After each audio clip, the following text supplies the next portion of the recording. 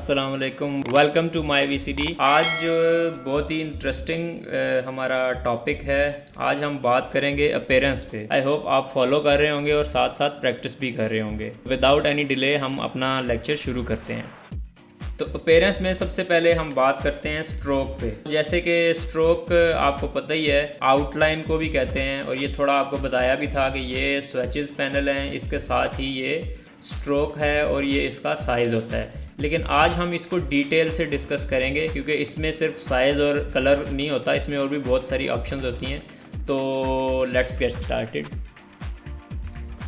उसके लिए हमें एक ऑब्जेक्ट की ज़रूरत होगी, तो हम रेक्टेंगल ही यूज़ कर लेते हैं। ठीक है, ये रेक्टेंगल लगाया हमने।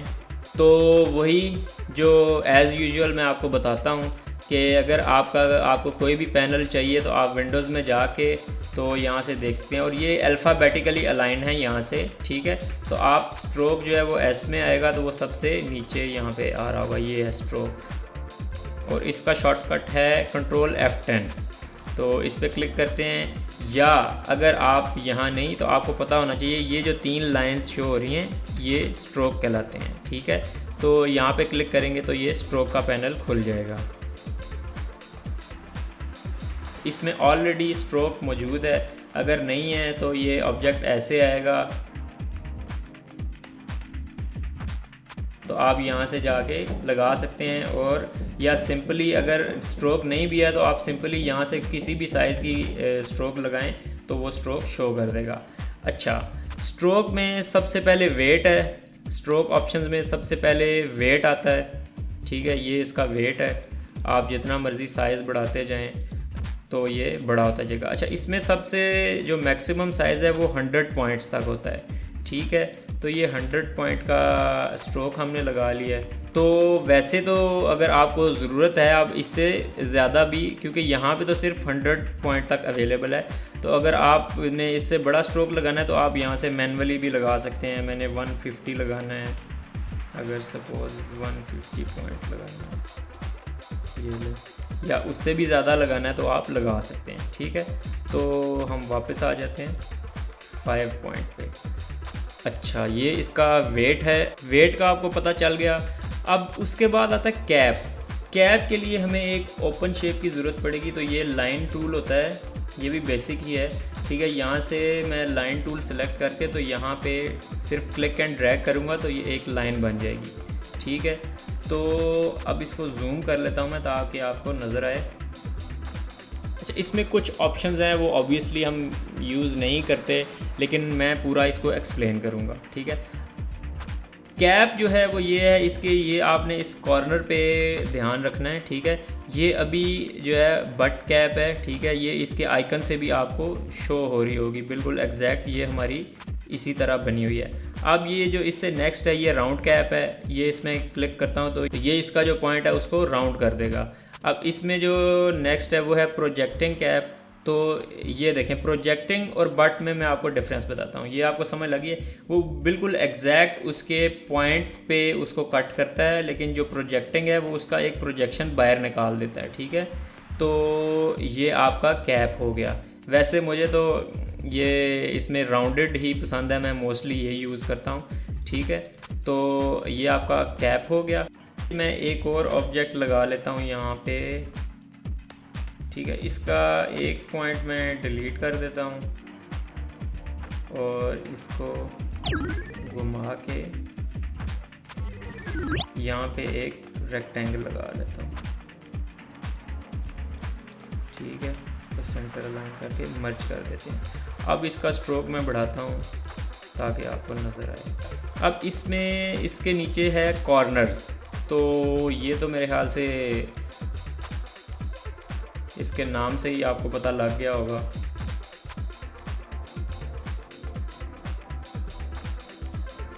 तो ये है जी मिडल कॉर्नर। ये मैं आपको करके दिखाता हूँ, फिर आपको ज़्यादा बेहतर समझ आएगी। ये राउंडेड है तो ये राउंडेड कॉर्नर हो गया, और ये बेवल है तो ये बेवल उसके ये इस तरह एज कट बना दिया। तो और ये मीटर है तो ये उसको एग्जैक्ट जैसे स्क्वायर के साथ उसका एंगल बन रहा है 90 डिग्री, वही बनाएगा। ठीक है, तो ये कॉर्नर्स हैं। अब इसमें आगे जो है इसकी लिमिट भी है, जैसे ये कॉर्नर जो पहला है हमारा मीटर, इसमें ये देखें, अगर इसकी मैं इसको मैं यूज़ करता हूँ इस पे, ठीक है। अब ये देखें ये पॉइंट है, इसका मैं इसको अगर मूव करता हूँ तो इसका ये ऊपर वाला जो पॉइंट है ये इसका देखने शार्प और बड़ा होता जाएगा, ठीक है। ये देखें ये और बड़ा हो गया, जितना क्लोज करूँगा उतना बड़ा होगा।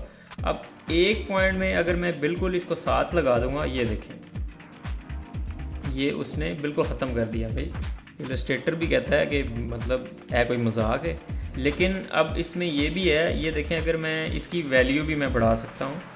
ये देखें ये मैं 10 करता हूँ तो ये बन रही है, और अगर मैं उसको काट दिया लेकिन इसको अगर मैं 50 करता हूँ तो वो उसको बढ़ा देता है। 20 करता हूँ, नहीं मान रहा, 30 कर लेते हैं ये, तो ये इसकी आपकी वैल्यू भी कम ज़्यादा कर सकते हैं, ठीक है। तो हम वापस इसको 10 पे कर देते हैं, ठीक है। कंट्रोल Z कर लेते हैं।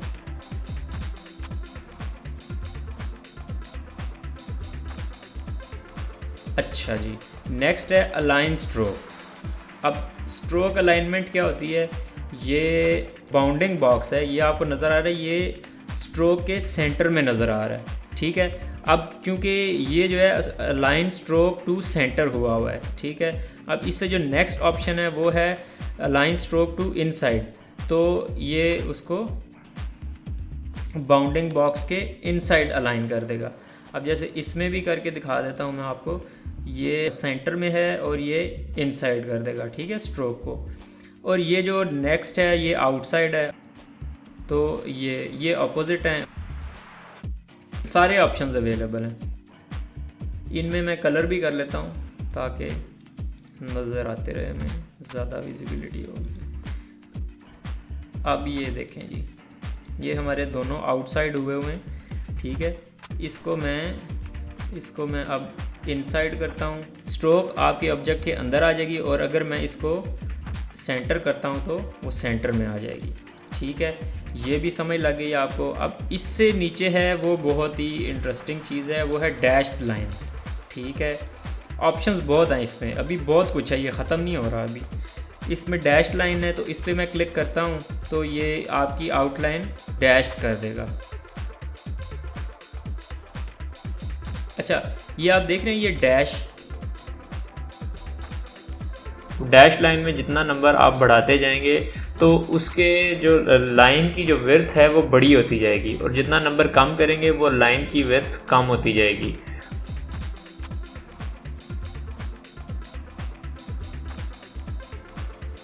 उसके बाद गैप आता है, गैप में जो आपकी डैशेस हैं उसके दरमियान में जो स्पेस है ये वो गैप है, तो इसको भी आप कम ज़्यादा कर सकते हैं। इसमें ऊपर ये भी है ऑप्शन, ये देख रहे हैं, ये इसके कॉर्नर्स पे एज बनाता है स्ट्रोक का, ठीक है। अगर मैं इसको करता हूँ, ये कॉर्नर्स है और ये विदाउट कॉर्नर्स है, ठीक है।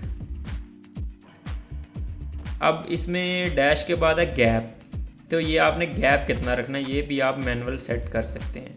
लाइंस का गैप कितना रखना है, बढ़ाना है, कम करना है, ये आप कर सकते हैं। ये भी उसी तरह है। अब ये देखें ना, उसने मज़ीद डिवाइड कर दी है 2-2, ठीक है। तो इसमें ये ऑप्शंस हैं, आप प्ले करते जाएं। ये देखें ये स्टाइल्स हैं, आप प्ले करते जाएं इसके साथ, ये सारी ऑप्शंस हैं। अब ये देखें, इसने ये डबल कर दिया, ये इस तरह। तो ये गैप और डैशेस ये आप इसको अपने हिसाब से एडजस्ट कर सकते हैं। कभी बहुत कम ही यूज़ किया, डैश मैं यूज़ करता हूँ, बाकी इतना ज़्यादा कभी यूज़ नहीं किया। अच्छा, अब वापस आ जाते हैं। अब इससे नेक्स्ट जो हमारे पास ऑप्शन है वो भी बहुत इंटरेस्टिंग है। अच्छा, वो हम स्क्वायर पे ट्राई करते हैं। ये देखें, ये एरो हेड्स हैं, ठीक है। ये अगर मैं करता हूँ तो ये आपका एरो बन जाएगा, ठीक है। एक पॉइंट पे एरो बन गया। अब जो इससे नेक्स्ट ऑप्शन है वो भी यही है, तो वो उसका स्टार्टिंग और एंड पॉइंट होता है, वो दोनों पे एरो बना देगा। तो आपको जो भी चाहिए, ठीक है, तो आप उस पर कर सकते हैं। अच्छा, ये स्वैप होता है, ये अब जैसे मैंने इस पे एरो लगा लिया, ठीक है। तो ये स्वैप इस तरह है, ठीक है ना।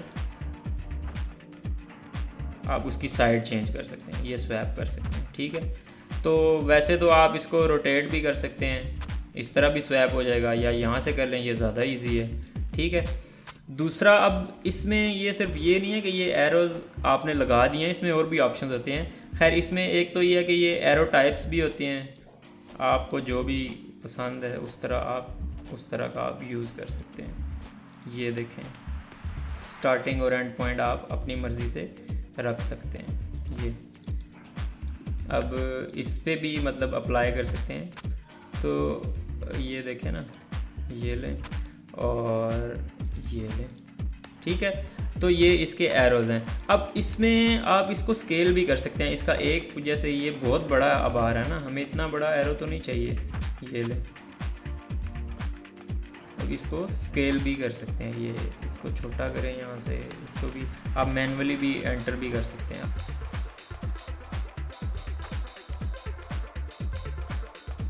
ठीक है, तो ये आपका एरो हो गया। अब इसमें अलाइनमेंट है एरो की, इससे अगला जो ऑप्शन है वो अलाइनमेंट है। तो सबसे पहला जो है वो ये यहाँ पे अगर आप कर्सर लेके जाएं तो आपको ये गाइड भी करता है। ये क्या करेगा, ये इसको उसके पाथ से बाहर एक्सटेंड कर देगा, ठीक है ना। तो ये देख रहे हैं,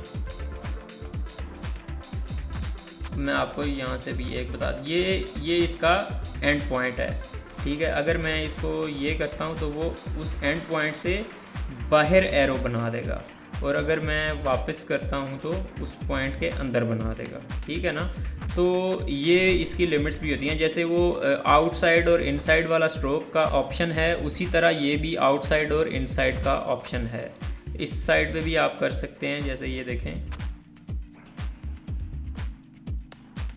स्टार्टिंग पॉइंट के बाहर और ये स्टार्टिंग पॉइंट के अंदर आपको एडजस्ट कर देगा एरो, ठीक है। अब इसमें जो नेक्स्ट है, इसको हम वापस कर देते हैं। ये आप बहुत सारी ऑप्शंस हैं इसमें, ये आप अप्लाई कर सकते हैं, ठीक है। तो इसमें इसको हम बंद कर देते हैं, इसको भी नन कर देते हैं, ठीक है। अब इसमें जो नेक्स्ट ऑप्शन है वो है जी प्रोफाइल्स। ये भी बहुत मज़ेदार चीज़ है, ये मैं काफ़ी यूज़ करता हूँ, ठीक है। ये आपके स्ट्रोक स्टाइल्स हैं। अब जैसे ये विड्थ प्रोफाइल है, तो ये आपको जैसे ये शेप नज़र आ रही है ना, ये सेंटर से थिक है और साइडों से पॉइंटी है, थिन है, ठीक है। अगर मैं इस पर क्लिक करता हूँ तो ये देखें, थिन और ये थिक और फिर ये थिन, इस तरह से ये आउटलाइन बना देगा। अब जैसे इसको इस पर अप्लाई करके दिखाता हूँ मैं, इसके एरोस ख़त्म कर लेता हूँ।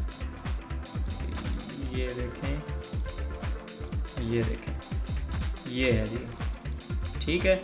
अब उसके अलावा अगर इससे जो नेक्स्ट ऑप्शन है, इधर सारे बना लेता हूँ मैं, इससे नेक्स्ट ऑप्शन है हमारे पास, ये है जी विड्थ प्रोफाइल 2। ये सेकंड ऑप्शन जो है हमारे पास, ये आप देख रहे हैं, ये थिक है, फिर थिन है, और फिर ये एक थोड़ा सा बड़ा सा थिक पॉइंट है, इस तरह से, ये देखें। और अगर इस पे अप्लाई करते हैं तो ये देखें, ये जैसे जिगजैग होता है ना, उसी तरह से ये थिन और थिक का मिक्सचर है, कहीं से थिन आ जाएगा, कहीं से रैंडमली थिक आ जाएगा। तो ये है, और इससे थर्ड है, ये सारी आप अप्लाई करके देख सकते हैं, ठीक है। और इसके बाद जो है वो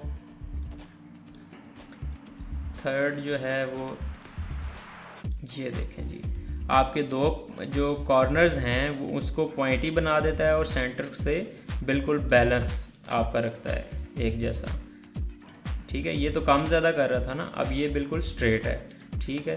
अब वही चीज़ इस पर भी अप्लाई करते हैं, वो साथ साथ लाइन पे मैं इसलिए अप्लाई कर रहा हूँ ताकि आपको इजीली समझ आती रहे, ठीक है। तो ये लें, अच्छा ये ऑलरेडी किया हुआ है अप्लाई।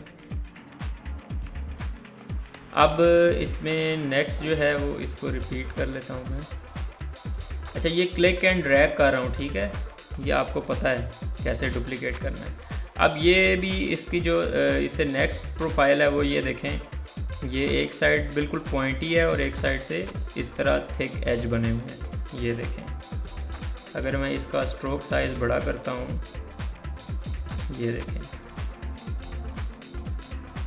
और उसी तरह इस पे अगर अप्लाई करते हैं तो ये देखें एक साइड से बिल्कुल थिन शुरू होके और ये इधर थिक पे ख़त्म हो रहा है। तो ये इस पे किसी भी चीज़ पे कर सकते हैं, ये लें इस पे कर लें, ये लें,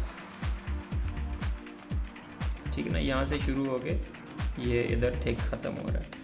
अब नेक्स्ट, अब ये देखें ये जो आप इसका आइकन है ना वो भी इसी तरह है कि लाइंस हैं, तो वो ये आपको आइडिया हो जाएगा कि ये स्ट्रोक है। नेक्स्ट भी आप अप्लाई करके देख सकते हैं, ये राउंडेड है, ये इसी तरह है लेकिन ये थोड़ा राउंडेड है। ये सारे ऑप्शंस आपको करके दिखा रहा हूँ ताकि आपको आइडिया हो जाए, ठीक है। और ये है, ये बिल्कुल आपको समझ आ गई है, ये बिल्कुल ये देखें ना ये नीचे एज बना हुआ है और ये कर्व है ऊपर, तो ये उसी तरह है। तो इसको आप यूं भी घुमा सकते हैं या यूं भी, ये एरोज बने हुए हैं ना, ये देखें ये फ्लिप अलोंग है, ये भी फ्लिप अक्रॉस है। अगर आप ये देखें ये मैं अगर पॉइंट है तो इसको इसकी साइड फ्लिप कर देगा, और जैसे ये है इस पे यूज़ करना है तो ये देखें उसका कर्व जो है वो नीचे हो गया है। अगर आपने ऊपर करना है तो यहाँ से फ्लिप कर सकते हैं, ठीक है। तो ये आपका स्ट्रोक है। आई होप आपको काफ़ी समझ आ गई होगी, तो ये यूज़ करें आपके अपने डिज़ाइंस में। जैसे हमने ऑब्जेक्ट बनाए थे और उससे कुछ शेप्स बनाई थी, ठीक है, उनमें ये अप्लाई करें और शेयर करें, ठीक है।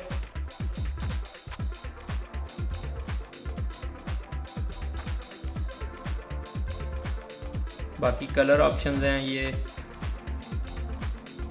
तो मतलब ये है कि आप इनके साथ चीज़ों के साथ प्ले कर सकते हैं।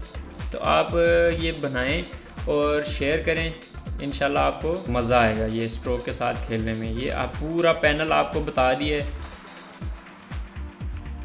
चैनल को सब्सक्राइब करें क्योंकि जो कोर्स आगे जा रहा है तो इसमें काफ़ी इंटरेस्टिंग चीज़ें आ रही हैं, और क्योंकि हम बेसिक से थोड़ा नेक्स्ट लेवल पे जा रहे हैं, तो चैनल सब्सक्राइब करें ताकि कोई भी वीडियो आपकी मिस ना हो सके। अब मुझे इजाज़त दीजिए और आप प्रैक्टिस कीजिए।